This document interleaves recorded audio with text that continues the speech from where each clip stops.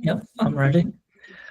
All right, let me just hand it over to Kris, who I had the pleasure of losing to in table tennis about a month ago. I've just recovered a little bit mentally, but over to you, Kris.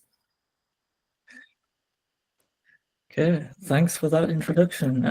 Yeah, table tennis master, it seems. What I am Kris Purdy. I'm from the University of Glasgow, and I'm head of digital experience at Glasgow University. And I'm going to talk to you a little today about improving the student digital experience and how we've gone about it at the university. So just to give you a little background, this is my team. It's very small. I've got 3 people, and we've been going for about 2 years. I started the university around 2 years ago, and we set ourselves a very ambitious goal, and that's to basically champion the best digital experiences for the entire University of Glasgow community. What we didn't realize was just how ambitious that purpose statement was. And when we first got together and started trying to figure out how we're going to improve digital experience at the university, we realized that no one had any idea at all what we had digitally. It was quite a strange scenario because there might be other universities on the call, and they probably know that universities tend to be very siloed organizations, very distributed. A lot of departments do not talk to each other and are only focused on their tiny bit of the student experience. So trying to get an overview when we first started was almost impossible. So we came up with a concept, and that concept was to build an audit that basically looked across the entire student journey at the university. And there was really 3 key features of this audit. The first was to identify all the areas where digital experience can be improved and where we can target future investment. Another reason was just to get a baseline, just to understand what we had, because no one knew, as I've already alluded to. And the third part is to create that continuous feedback loop so that all those distributed teams can actually take stuff away from the audit and start to improve the experiences themselves, because my team of 3 people would be here for until we retire if we try and do it all ourselves. So we run the audit, and what we basically did was we interviewed 25 separate teams. We identified 9 stages of the student journey.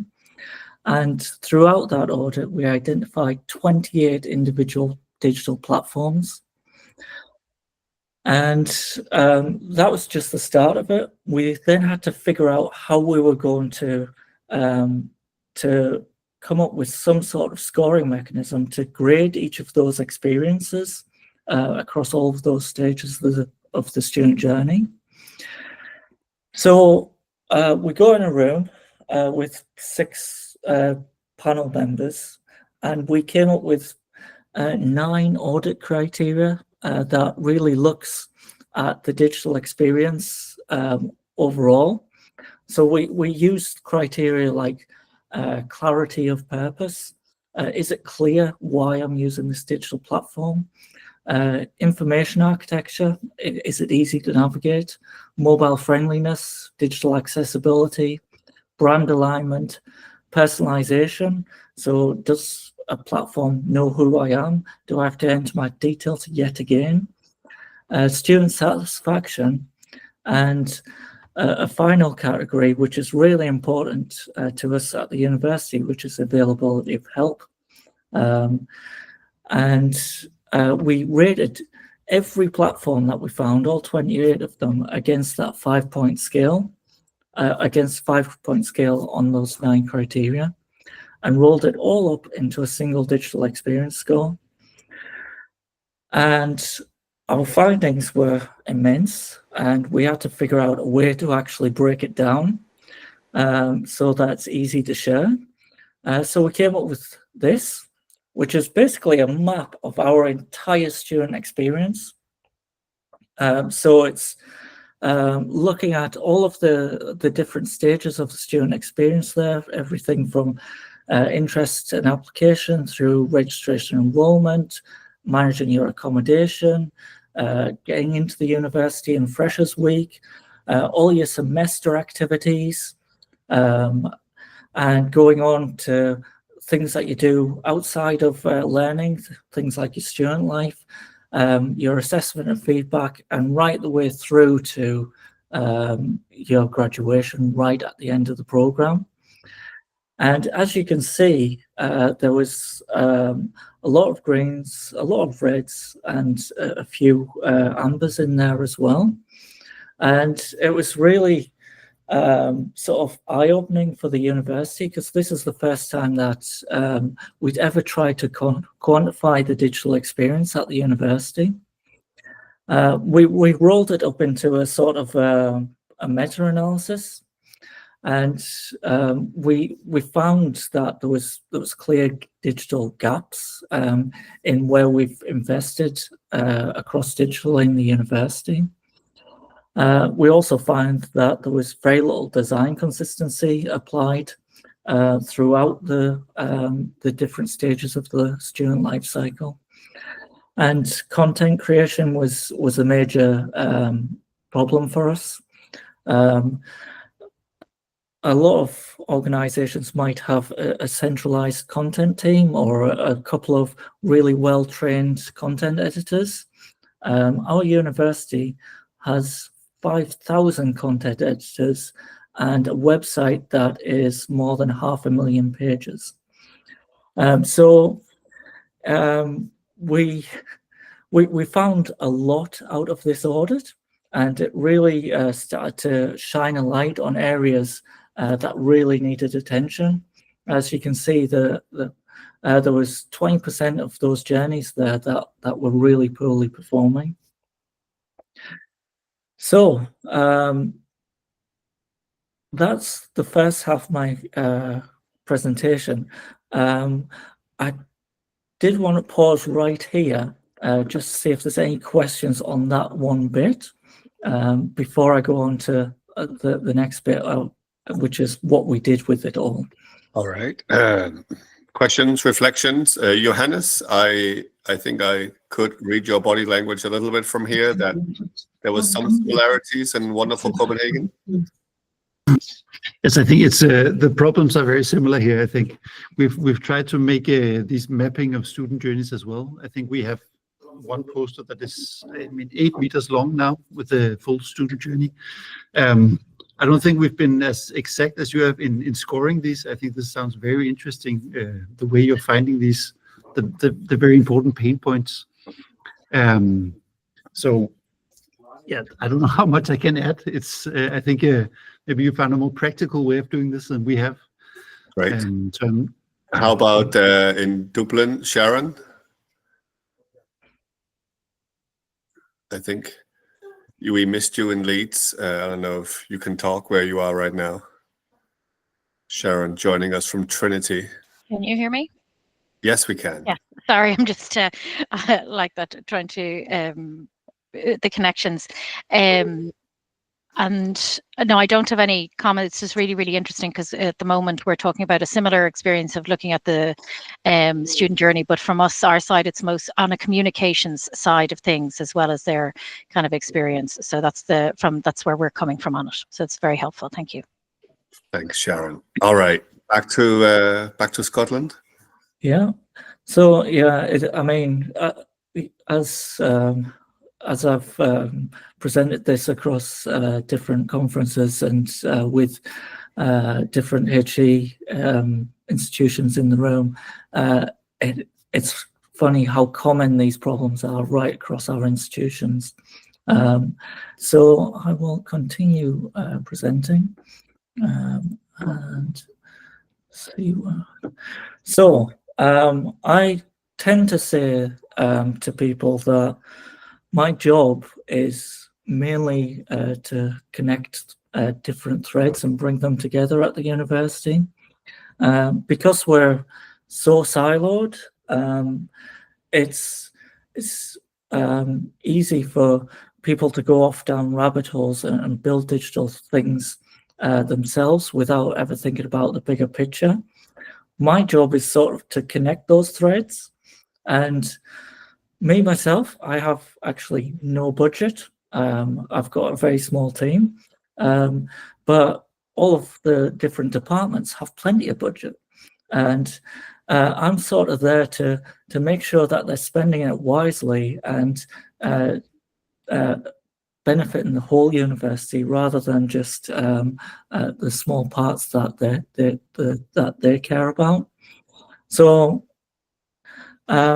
with that in mind, I will show you what I mean by connecting threads, because we run a lot of little initiatives, but we always have an eye on a bigger picture with when we're running these initiatives. So I'll show you how that evolves here at the university. So back in 2019, this one all started with building a health and wellbeing feature in our main student app, and it was really delivered as a sort of MVP during the pandemic, and it was there just to say, oh, health and wellbeing is important to us at the university. Obviously, everybody's going through a hard time with COVID, and just giving people a little bit of information. It was a good starting point, but wasn't really representative of the vast array of services that we offer in mental health and wellbeing services. And there was no real reason to return to it on a frequent basis. So we knew that was there.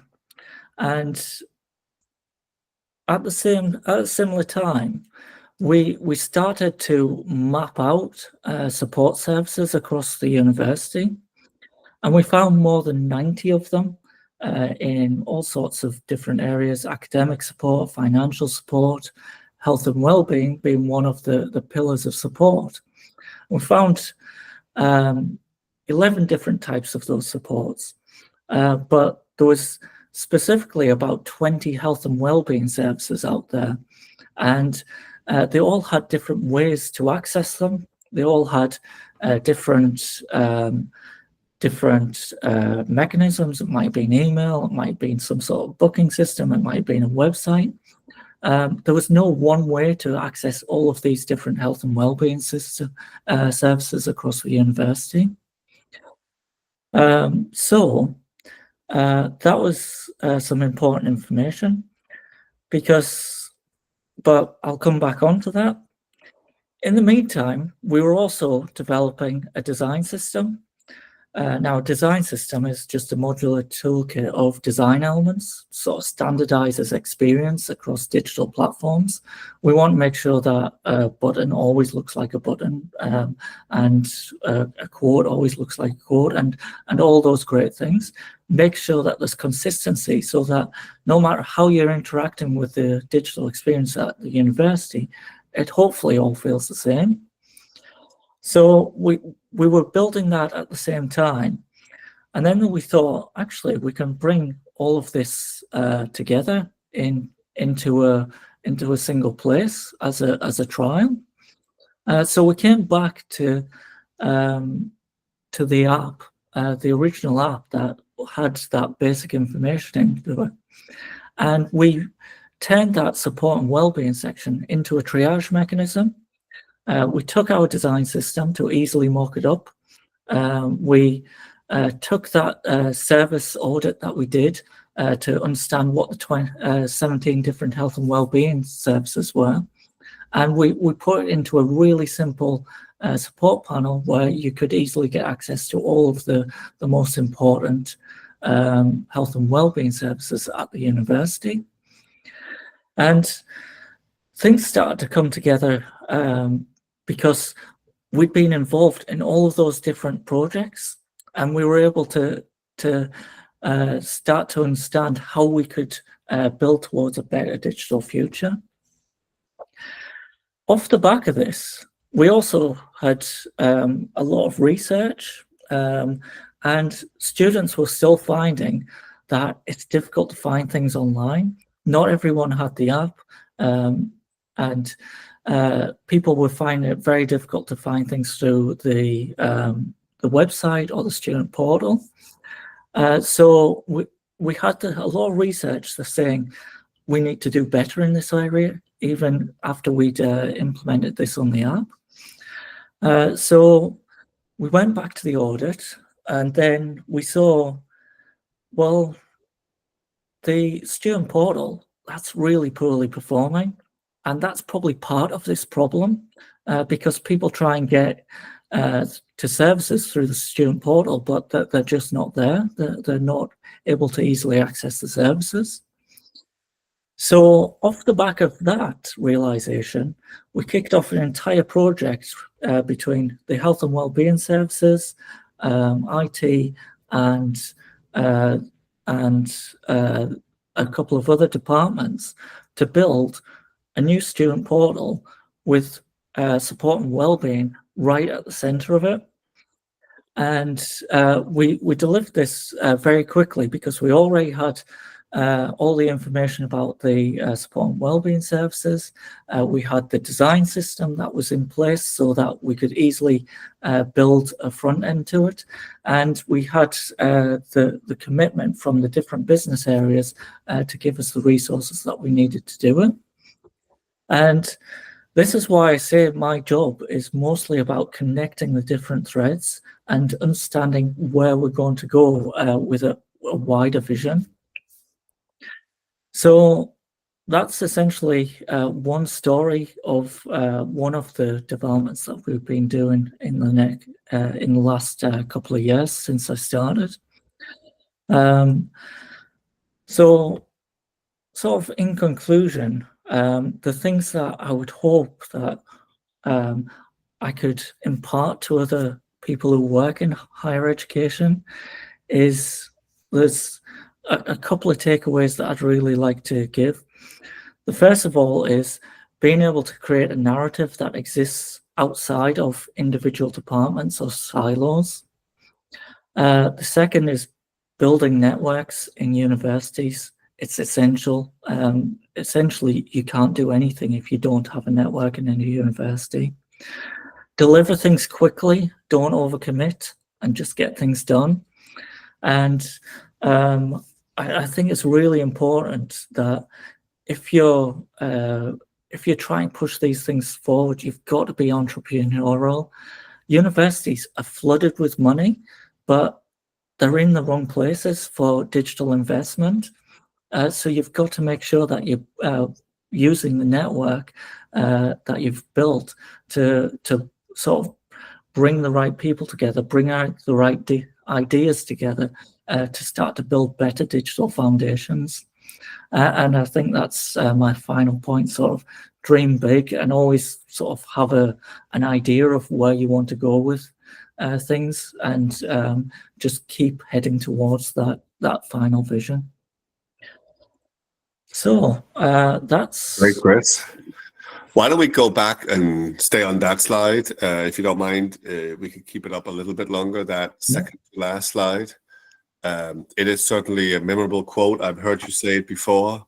I think actually it applies outside higher education as well. This quote where, as you say, universities are flooded with money. They're just in the wrong place and not always being spent wisely. Anybody wants to pick up the baton from there, or just in general questions, reflections on the talk from Kris? I can keep volunteering people, but can I ask, how is this organized, and how do the individual departments participate in this? Is anyone offended by you coming saying, "Oh, this is performing really poorly," or are they always just happy to get some help? In general, most people are really happy to get help because they've basically had the digital platforms almost dumped on them, and they've had to build it into their business processes without the digital resource to man them. Out of the 25 teams that we originally interviewed as part of the audit, there's only one that reacted badly to it. The other 24 were really, really pleased that we'd done it, and were actually keen to get our advice on how we can help improve the digital experience for students. Very good. Thank you, Kris. Anybody else? Comment? Yaris, did you want to say something? Well, I think it just continues and supports our conversation in the networking group earlier this week, that it doesn't really matter if you're in a university or government or pharma or wherever you are. A website is a website, and it's about getting consensus and good communications, pushing the open doors, whatever terms you want to use. It's very similar to what we discussed there, and so yeah, very helpful to see this as well. It was very good, Yaris, to see your Immanuel Kant slide earlier this week, combining experience with theory. So good job on that. Anybody else wants to chime in? Thank you for putting this together for us, Kris. Really appreciate it. Will. Hey, Yanis. Thanks, Yanis. And hi, Kris. Yeah, good to see you again. Oh, hi, Will. So you're clearly taking a model of kind of like chipping away on the fringes, right? Getting the small wins and stuff like that. And but I was curious, when you did your student journey mapping and there was lots of red and orange and things like that, did you have a think about prioritization in the sense of where are we going to make the most impact for students first, or is it just looking at we need to validate our department first? Yeah, so the first 2 years of me being here has been sort of an experiment for the university because they wanted to see some quick wins, and that means, like we find the areas that want to work with us, that have a bit of money to work with us, but that's not a long-term strategy because ultimately you're going to need to bring some of it together to work a bit more efficiently. So we're running something over the next year to start to look at how do we do this more holistically rather than dumping digital experience on 25 different departments across the university. So it's an interesting time, but we really had to show that we could make a difference to start with, and the only way you can do that is through those short, sharp initiatives. Thank you, Kris. Your presentation was also refreshingly cleansed of technology and the term AI. Might you be willing to just talk a little bit about what you've done in both areas this year? So AI, we actually, my university has an internal software development service run by computer science. And we did a collaboration with them earlier in the year to test and learn whether generative AI was good enough to replace real content editors on our university website. Unsurprisingly, the results were students still prefer things written by real content editors. Also, the main problem that came out of it was the AI just making stuff up. So it was a really interesting experiment. I'm sure if we run it again next year or the year after, the AI will have improved. But at the minute, we see it as more of a productivity tool for maybe a starting point for a content editor. They might help get them to help it write something, but then the content editor has to take over and make sure that the content's correct and it reads well. Cool. And what's underneath, like the digital platform that you're using, Kris? That was actually an experiment across multiple AIs. So there was ChatGPT in there. There was Grammarly. There was another one. Can't remember the name. And what about the CMS or the digital platform? Well, our CMS is Terminal 4, which it's a very old school university, I think, sector CMS. But yeah, it's been at the university for more than 20 years, I think, which might also be why we have more than 5,000 content editors. Wow. Did you do like a domain discovery similar to other universities, like in that audit that you did, discovering forgotten websites? No, well, we have separately, not part of that audit, we have literally thousands, because we're a research university. So one of the prerequisites for research is you have to be able to publish it. So basically we have thousands of researchers publishing websites about their research, and they always choose WordPress. So it's we've got thousands of WordPress sites, which I am happy to leave outside of my domain. All right. I think that's all we had. Thank you so much, Kris. We are managing to come in right on time. Great insights. Not only the memorable quote on being flooded with money, but I'm also really happy to see these threads of also discovery, user research, and design system being put into good use. But I'll second what Johannes said. I think it's quite impressive. So thank you very much for finding the time to share with us. Thank you. That's all we had. Thank you for joining. Stay in touch, and hope to see all of you soon. If not this year, then certainly in 2025. Thank you, Kris. Thank you. Thank you, Kris.